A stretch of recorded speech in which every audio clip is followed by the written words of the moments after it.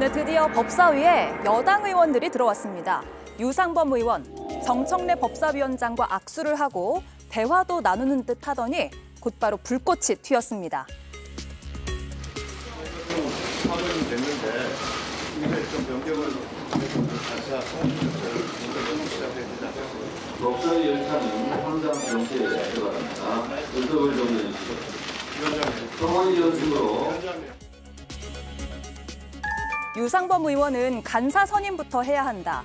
의사 일정이 일방적으로 정해진 거 아니냐 이런 말을 전하려고 했던 것 같은데요.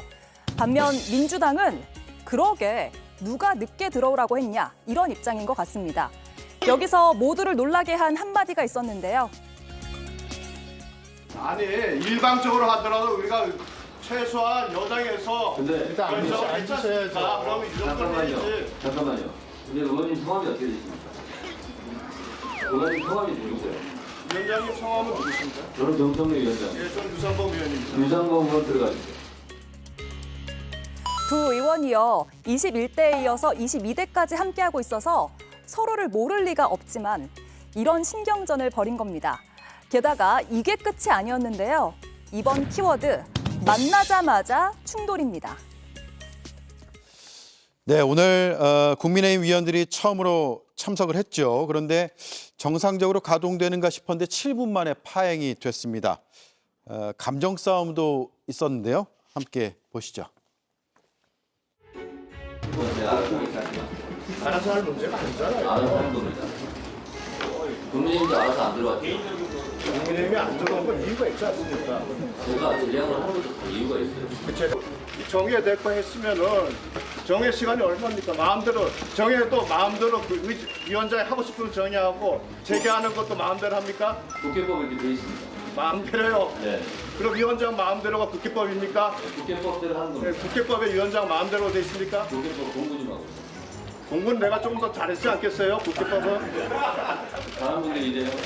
아니 그렇게 말하면 안 되죠. 상대방을 이렇게 비아냥하시면 되겠어요? 제가 몇 분간 정의한다고 얘기하지 않았습니다. 압니다. 알지만 속개하면 돼요. 그래도 마음대로 속개하고 이런 걸 위원장 마음대로 하는 게 옳겠어요? 국민들이 제대로 보겠습니까? 마음대로 구출석하는 것보다는 마음대로 회의를 진행하는 게 훨씬 더 좋습니다. 네, 상당 시간 실랑이가 벌어졌는데 누가 공부 더 잘했냐 이런 얘기까지 나왔거든요. 자, 김유정, 김재현 의원 어떻게 들으셨는지 차례로 한번 들어볼게요. 일단 저 논란이라고 할까요? 소동이라고 할까요? 딱 보는 느낌은 일단 너무 유치하다. 유치하다. 네.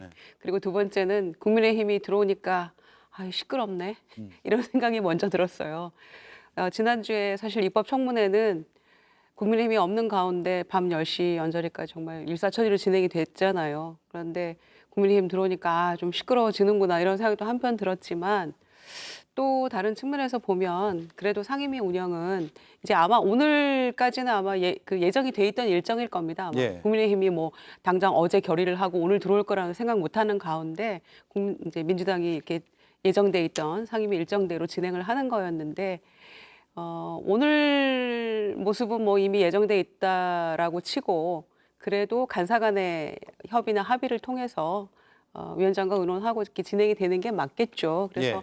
뭐 향후의 일정들은 조금 오늘과 같은 모습은 좀 보기 과히 아름답지 않은 모습은 이제 중단하고 좀 간사 간 잘 합의해서 이루어졌으면 좋겠다. 뭐 이런 네. 바람입니다. 예.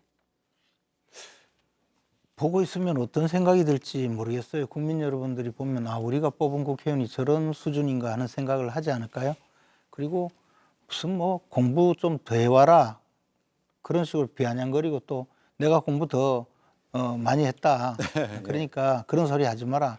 이렇게 서로 응수를 하게 되는데 하여튼 이게 국회가 결국은 국민들이 일정하게 생업에 종사하면서 공공의 이익을 위해서 결정해야 될 일을 국민들이 대표자를 선출해서 대표자들로 하여금 결국 협의를 하고 그것을 통해서 결정하라고 만든 게 국회거든요. 네. 그게 대의민주주의고.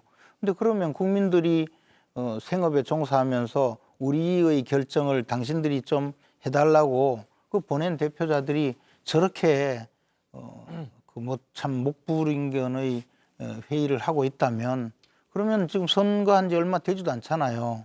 이게 내각제 같으면 의회를 해산해야 될, 의회를 해산하라고 그 요구가 많을 정도의 그런 사안들이죠. 그래서 저는 국회의원들이 조금 더 성숙하게 회의 진행을 했으면 좋겠고, 지금 다투는 분들도 다 나이 60대 분들이거든요. 그러면 저 자식도 있고 손자도 있을 만한 그런 그러네요. 연배이기 때문에 좀 더 자중하고 좀 성숙하게 회의를 했으면 하는 바람입니다. 네. 워낙 특이한 장면이 펼쳐져가지고 김용남 의원이 어떻게 보셨어요? 이게 인사말, 그러니까 오늘 국민의힘 위원들이 들어와서 인사말이 중요한 건지 아니면 의사 진행 발언을 먼저 해도 되는 거 아닌지 이게 뭐가 뭔지 잘 모르겠거든요. 통상의 상임위 회의는 인사말을 하지는 않죠. 하지만 22대 국회 개원하고 이제 처음으로 열린 법사위 전체 회의다 보니까 인사말 얘기도 나온 것 같은데요. 지난 5월 29일 날 이제 임기를 끝낸 21대에 대한 평가, 21대 국회에 대한 평가를 해달라는 적이 있었는데 방송에서 제가 그런 말씀을 드린 적이 있어요. 21대 국회가 앞선 20대나 19대, 18대 국회보다는 못했지만 22대 국회보다는 나았다는, 그래서 예. 중간 정도 간다는 평가를 받을 거다라는 말씀을 방송에서 제가 드린 적이 있는데 그 예감이 현실화되고 있는 느낌입니다. 시작부터요. 그러니까 예, 시작부터 이전 어느 국회에서도 보기가 힘들었던 조금 안 좋은 장면부터 시작을 하고 있는데, 원인 중에 하나는 저는 양당 모두 자기 진영의 강성 지지층을 보고 활동을 하다 보니까 저런 모습이 연출되는 것이 아닌가 싶어요. 그러니까 서로 의논하고 뭐 타협하는 것보다는 일방적으로 밀어붙이고 그거에 대해서 강력하게 반발하는 모습을 보이면서 자기의 핵심 지지층으로부터는 응원을 받고 그게 또 정치적으로 유리하다고 판단하고 있는 것이 아닌가 싶은데, 정치는 보면 뭐 화끈한 맛은 없더라도 이 가운데에 있는 중도층을 보고 하는 것이 올바른 정치가 아닐까 싶습니다. 네. 자, 법사위원 한 분이 있는 조국 혁신당은 어떻게 보셨어요? 이게 거대 양당의 큰 싸움에서 어떻게 해야 될까? 이런 생각을 하지 않았을까요? 그것보다 이 성숙한 민주주의가 되려면 이제 다수파의 경우에는 이제 다수결 만능주의를 경계해야 되고, 예. 소수파의 경우에는 결론의 승복을 해야 되지 않겠습니까? 이제 그러려면 이제 상호 신뢰 관계, 상호 존중, 상호 신뢰가 이제 밑바탕이 돼야 될 텐데, 지금 그렇지 못해서 지금 이런 뭐 광경이 벌어진 것이거든요.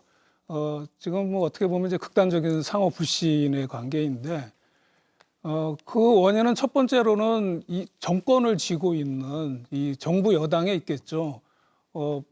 이제 법률이 마음대로 안 되니까 법률에 반하는 시행령으로 통치를 하고, 그 다음에 그 정부조직법에 여가부 폐지하는 것을 야당이 찬성을 안 하니까 장관을 임명 안 해버리고, 그리고 뭐 국회목 방통위원 추천해 놓으니까 뭐 이상한 이유를 대가면서 뭐 임명을 안 하고, 그다음에 법률안 거부하고 이런 식으로 하고, 거기에 더해서 지금 2년 내내 야당 대표를 향해서 표적 수사를 하고 있으니까 그게 이제 밑바탕이 돼서 지금 민주당도 이제 강대강의 이제 대결 국면으로 치닫고 있어서 오늘 법사위 모습이 그렇게 연출이 된 것 같습니다. 예. 근데 저는 바라는 점이 있다면, 우리가 그런 말이 있지 않습니까? 괴물과 싸우다 어느새 스스로 괴물이 된다는 말이 있지 않습니까? 적어도 국회에서는 민주당이 강자이고 칼자루를 쥐고 있으니까 좀 더 관대하게 국회 운영을 하는 게 민주주의 정신에 맞지 않겠느냐라는 생각이 듭니다. 네. 오늘 국민의힘 소속 법사위원들이 들어온 이날 법안과 관련된 중요한 절차도 있었습니다. 일단 보시죠. 토론 종결에 찬성하시는 의원님은 손을 들어주시기 바랍니다. 역시 동료 의원께서는 대체 토론하고자 하시는데 네, 내려주시기 바랍니다. 반대하는 의원님은 손을 들어주시기 바랍니다. 반대하는 의원님 손을 들어주시기 바랍니다. 억지로 이러는 거 어떡합니까? 반대하는 의원님은 한 분도 안 계십니까? 자, 이게 이제 방송 3법 통과 과정에서 벌어진 일인데 정청래 위원장이 이제 처리를 강행했단 말이에요. 국민의힘 위원들 들어온 첫날인데 굳이 그렇게 했어야 됐느냐라는 반론이 나올 부분인 것 같습니다. 그러니까 참 이게 쉽지 않은 문제인 것 같습니다. 이 방송 3법 같은 경우에는 21대 때도 이제 결국에는 부결이 되고 말았잖아요. 네. 같은 법을 다시 22대에 내놓은 거고 과방위 법사 일사천리로 지금 진행이 되고 있는 건데 국민의힘에서는 반대를 할 뿐 대안은 없는 것 같아요. 이제 그게 사실은 가장 큰 문제라고 생각을 하는데 이 법에 대해서 뭐 지난 시간에 김재원 의원님하고 이거 가지고도 뭐 논쟁을 한 바가 있습니다만은 그래서 어차피 시간 끌어봤자 이거는 국민의힘에서 반대를 할 뿐이지 뭔가 타협점을 찾기도 어려운 거 아니냐라는 네. 판단 때문에 이렇게 오늘 이제 법사위에서 통과를 시킨 것 같은데요. 향후에 모든 법들을 이렇게 할 수는 없다고 생각하고 그리고 이거는 예정돼 있던 거니까 아까 말씀드렸던 것처럼 여기까지는 처리를 해야겠다라고 마음을 먹은 것 같은데 향후에 법사위에 오는 모든 법들을 아마 이렇게 한다고 하면 또 논란이 생길 수 있겠죠. 그러니까 저희가 그 21대 법사위 김도우 위원장 법사위를 놓고 그 트라우마 때문에 아마 이렇게 하는 것 같아요. 그때는 사실 여야 합의한 법안들도 다 그냥 뭉개고 통과를 안 시켜버렸거든요. 네. 이유는 이제 특검법이나 이런 문제들이 달려있기 때문이었던 것 같은데 구하라법이나 반도체 관련법이나 이런 것도 굉장히 중요한 법안들인데 기다리고 있는 국민들도 많고요. 근데 그것마저도 다 뭉개고 지나갔던 것 때문에 이번에 22대에서는 우리가 민심을 받들어서 그냥 반드시 통과시킬 것들은 해야 되겠다라는 그런 각오의 발로에서 이런 모습이 이제 나왔던 것 같은데 모든 법을 마냥 이렇게 할 수는 없을 것 같고요. 우선순위가 있었던 것 같은데 이런 좀 일방적인 운행이나 이런 것들은 저희가 또 상임위원장이 민주당이 아닌 경우에는 또 비슷하게 연출이 반대로 될 수도 있잖아요. 예. 그래서 그런 것들을 조금 감안해서 향후에는 역지사지하는 것들도 좀 있어야 되겠다라는 생각입니다. 네, 김재원 의원님, 지금 정청래 법사위원장을 국민의힘에서는 윤리위에 제소를 한다라는 얘기를 하더라고요. 이게 실효성이 있는 카드인가요? 실효성 없죠. 실효성 없죠. 윤리위원회 넘겨도 그 윤리위원회도 민주당이 다수기 때문에 이거 아마 22대 국회의원 임기 끝날 때까지 처리가 안 될 겁니다. 예. 그런데 이제 윤리위원회 넘겼다는 것은 좀 국회법을 위반하면서 회의를 진행했다라는 주의를 환기시키기 위한 수단뿐인데요. 정청래 의원 얼굴 보십시오. 저분이 그런다고 눈 하나 깜짝하겠습니까 지금. 그리고 그냥 토론을 일방적으로 종결해버리잖아요. 그렇게 종결하기 위해서 다시 다수결로 종결 여부를 물어보면 그러면 듣기 싫다고 다수결로 토론 종결해버리면 토론이 뭐 필요합니까? 저는요. 앞으로 국회는 아마 계속 저렇게 반복되리라고 봅니다. 왜냐하면 정청래 의원도 자기가 정치적으로 민주당 극성 지지자들의 절대적인 지지를 받고 있는 분이거든요.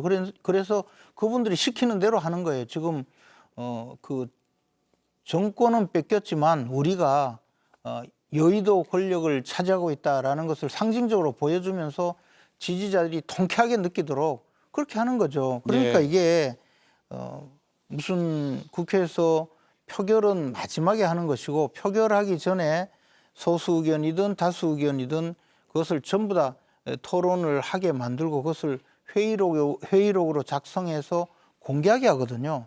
그런데 그것을 토론을 일방적으로 중단시키고 대체 토론에서 여당 의원 한 사람은 저 얼핏 그 말이 들리는데 나는 오늘 한마디도 못했다. 내 의견을 이야기하겠다 하는데 그냥 입을 막아버리거든요. 그래서 이런 식의 의회 운영은 사실 이제 민주주의의 마지막 단계라고 봐야 되겠죠. 사실 수의 우위를 통해서 결정을 한다면 다수파가 그냥 결정 다 하면 되거든요. 그러면 계속적으로 이제 국회에서 의결하고 여당에서 수단은 대통령 거부권밖에 없기 때문에 대통령 거부권 행사하고 또 국회로 돌아와서 재의결하고 이게 반복되기 때문에 무한 도돌이표 있는 그런 음악이 틀리듯이 그렇게 계속되고 그럼 국민들이 대표자를 뽑아서 우리 대신 결정해 달라고 했는데 이게 엉망이 되는 거죠. 예. 자, 반면에 청문회 후폭풍도 굉장히 거셉니다. 증인 선서를 하지 않아 가지고 이게 고발 조치한다는 얘기까지 나왔는데요. 김승원 더불어민주당 의원이죠. 법사위 간사입니다. 선서하지 않고 유리한 말, 거짓말만 하겠다는 증인, 입을 닫은 증인이 있었다. 적극적 고발 조치를 검토한다라고 하는데 두 의원께 여쭤볼게요. 이것도 실효성이 있나요? 아니 저거는 그 법 이론적으로는 맞지 않는 얘기입니다. 맞지 않아요? 예, 사실은 왜냐하면 우리가 그 큰 법원칙 중에 하나가 자백을 강요받지 않는다는 것이잖아요. 그래서 뭐 자백을 강요하기 위한 고문이나 여러 가지 그 수단을 이제 못하게 하는 것이 현대 법의 큰 원칙 중에 하나인데, 그래서 자기 죄를 스스로 자백하지 않아도 되는 상황을 만들기 위해서 일정한 경우에 증인 선서를 거부할 수 있도록 해놓은 것이거든요. 왜냐하면 증인 선서를 하고 증언을 했을 때 자기 죄를 인정하지 않았을 때 그게 거짓으로 판명나면 위증죄로 처벌받을 수밖에 없기 때문에 그거는 일종의 자백을 강요하는 효과가 있을 수 있기 때문에 증인 선서를 거부할 수 있도록 해놓은 건데, 저거를 이제 물론 정말 어느 경우에나 거짓말 없이 그 진실만을 말하면 좋겠죠. 하지만 진실이 자기 죄를 인정하는 경우일 때 그런 것을 막기 위해서 마련해 놓은 제도인데, 그게 뭐 마음에 안 든다고 없애버리면 현대 이제 어떤 법치 국가에 있어서 큰 원칙 하나를 허무는 것이죠. 그러니까 예외적인 것을 고치기 위해서 큰 원칙을 허물면 그보다 훨씬 큰 폐해가 생길 수 있거든요. 그래서 저거는 법 이론적으로는 맞지 않는 얘기라고 저는 생각을 합니다. 네, 판사 출신의 김승원 의원이 몰랐을 리는 없을 것 같은데 네. 판사 출신의 김영현 의원은 어떻게 보셨어요? 네, 일단은 지금 금방 말씀하신 거는 이제 선서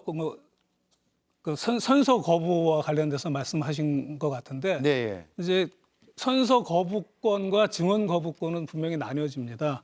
선서 거부권자는 어떤 경우가 발생하냐면 선서 거부권은 그 말을 함으로 인해 가지고 내가 형사처벌 받을 염려가 있는 경우에 선서 거부를 할 수 있고요.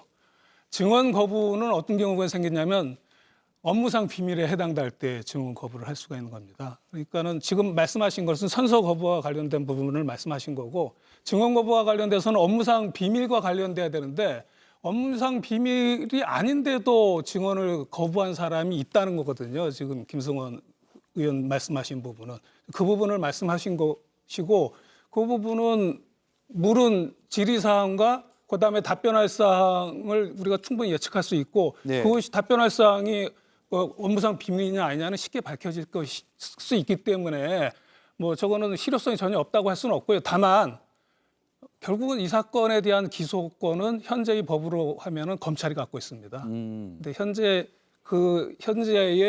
검찰 체제 하에서 이것이 기소가 되겠느냐라는 이제 사실상의 문제가 있는 것이죠. 그리고 앞서 그 선서 거부와 관련돼서는 이종섭 장관의 경우에는 작년에 그 8, 9월에 국회에 나와서 뭐라고 얘기했냐면은 나는 이 최혜병 사건과 관련돼서 대통령실에 보고한 적이 없고 대통령과 전화 통화한 적이 없다라고 국회에서 명백한 거짓말을 한 사람입니다. 이 사안과 관련해서요. 예, 그렇죠. 그래놓고 이제 와서 이제 청문회에서 이제 증인으로서 증언하게 하려고 하니까는 이제 선서 거부가 있어서 나는 못하겠다고 하는 거거든요. 그 얘기는 뭐냐 하면 청문회 자리에서 나는 진실을 말하지 않겠다는 다른 표현입니다. 근데 어떻게 다른 사람도 아니고 장관식이나 되는 고위공직자가 또 그런 도덕적 처신을 할 수 있는지 저는 그래서 상당히 좀 슬픈 생각이 듭니다. 네. 근데 제가 옆에서 듣다 보니까 그 국방장관이 무슨 거짓말을 했나요? 이 사안과 관련해서 전화한 적 없다고 한 것밖에 없잖아요. 그러면 보고하지 그 사안과 관련해서 전화를 한 건지 안 한 건지 밝혀졌나요? 보고하지 않았다. 이런 식으로 그냥 마구 그 사실관계 확인도 없이 몰아붙이기 때문에 또 국회에 와서 이런 분위기로 계속적으로 정치적으로 공격을 하니까 자기 스스로는 이거 사소한 증언만 해도 선서를 했다고 해서 무조건 위증죄로 일단 고발부터 할 것이니까 선서 못하겠다. 이게 표준적인 방식이었거든요. 과거에 국회 와서 선서하지 않겠다고 한 분이 저분들밖에 없는 것이 아니고 많이 있었어요. 그리고 그 당에 조국 대표님 장관을 지낸 시절 민정수석 지낸 시절의 여러 가지 사안으로 재판을 받을 때 묵비권 행사하고 따님도 나와서 증언 거부하고 다 했어요. 사안이 좀 다르지만 법정에 가서도 증언 거부한 분들도 있잖아요. 그래서 이 사안에 대해서 선서를 하지 않은 것 자체를 가지고 그것만 가지고 무조건 잘못했다. 또 더 나가서 밝혀지지도 않았는데 거짓말했다. 이렇게 이야기하는 것 자체가 잘못이라고 봅니다. 네, 김정희 의원님. 잠깐만요. 잠깐만요. 예. 짧게만 해주시죠. 우선 이종섭 장관이 최병 사건과 관련해서 대통령실에 보고하지 않았다라고 명백히 상임위에서 보고하지 않았다고요? 진술한 적이 있고요. 그다음에 그 조국 대표가 법정에서 증언 거부를 해놓는데 무슨 말이 맞느냐라는 취지를 하시는데 증언을 거부했습니다. 아무 말도 안 했습니다. 이종섭 장관은 출석해서 많은 말을 했습니다. 이 차이가 있다는 거죠. 그 얘기는 말을 했다는 얘기는 거짓말이라는 거거든요. 왜냐하면 진실을 말하면 자기가 형사처벌 받을 염려가 있으니까 거짓말을 할 수밖에 없어요. 그 엄연한 차이가 있다는 점을 밝힙니다.